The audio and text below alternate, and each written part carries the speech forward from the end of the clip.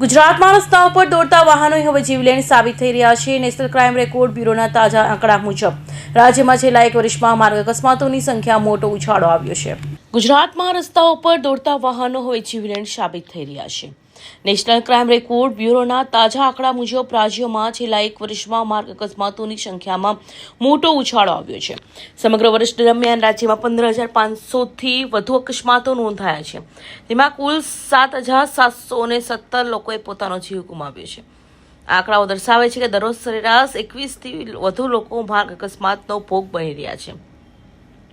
એનસીઆરબીના રિપોર્ટમાં એક ચોંકાવનારી વિગત સામે આવી છે કે રાજ્યમાં થતા કુલ અકસ્માતોમાં 82% અકસ્માતો માટે ઓવરસ્પીડ મુખ્ય કારણ છે।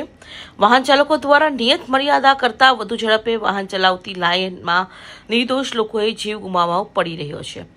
ત્યારે સરકાર દ્વારા ગાંધીનગર ખાતે રોડ અકસ્માતમાં મૃત્યુદર ઘટાડવા નિર્ણય લેવાયો છે અને રોડ સેફ્ટી ઓથોરિટીએ માર્ગદર્શિકા જાહેર કરી છે। જે સીડીએચઓ શ્રી મુખ્ય સિવિલ સર્જન હોય છે જિલ્લાઓના, તેઓને પણ લેટર લખીને જાણ કરવામાં આવી છે કે તેઓના દ્વારા જે તેઓના કાર્યક્ષેત્રમાં આવતી તમામ હોસ્પિટલોમાં અને એમ્બ્યુલન્સોમાં જે એમના સ્ટાન્ડર્ડ છે હેલ્થ ડિપાર્ટમેન્ટના, એ અનુલક્ષીને જરૂરી ટ્રોમા કેર સેન્ટર્સ અને એમ્બ્યુલન્સમાં ક્રિટિકલ સારવાર તાત્કાલિક ઘાયલોને મળી રહે તે બાબતની વ્યવસ્થા સુનિશ્ચિત કરવાની આવશે।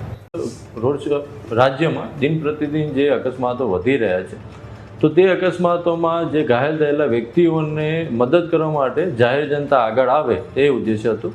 જેમ માર્ગદર્શિકામાં ગુડ સમેટન લો અંગેની જરૂરી માર્ગદર્શન આપવામાં આવ્યું હતું, જેમાં ગુડ સમેટન લોની જો ટૂંકમાં વિગત આપું તો ગુડ સમેટન લો એ મોટર વ્હીકલ એક્ટની એક ભાગ છે, જેની અંદર જે માર્ગ અકસ્માતમાં લોકોને મદદ કરનાર જાહેર જનતા હોય છે તેને કોઈ પણ પ્રકારની કાયદાકીય મુશ્કેલીઓમાંથી પ્રોટેક્શન આ એક્ટ દ્વારા મળવાપાત્ર થાય છે। તેઓની કોઈ પણ પ્રકારની પૂછપરછ પોલીસ અધિકારી દ્વારા કે કોઈ પણ અન્ય જે એન્ફોર્સમેન્ટ એજન્સીઓ હોય તે એમની પૂછપરછ કરી શકશે નહીં। જે આ લોની મુખ્ય ઉદ્દેશ્ય જે હતું કે લોકોને જે મદદ કરવા માટે, ઘાયલોની મદદ કરવા માટે આગળ આવે અને વધુમાં વધુ લોકોનો જીવ આ માર્ગ અકસ્માતમાં બચી શકે તે છે।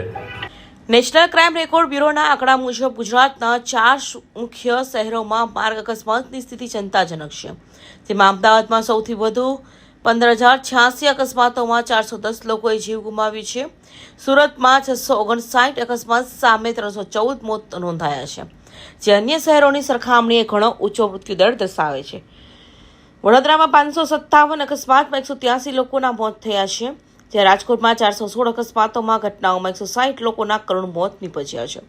એકંદરે આંકડાઓ સાબિત કરે છે કે અમદાવાદમાં અકસ્માતોની સંખ્યા સૌથી વધુ છે, પરંતુ સુરતમાં અકસ્માત દીઠ મોતના કિસ્સાઓનું પ્રમાણ વિશેષ ચિંતાજનક છે।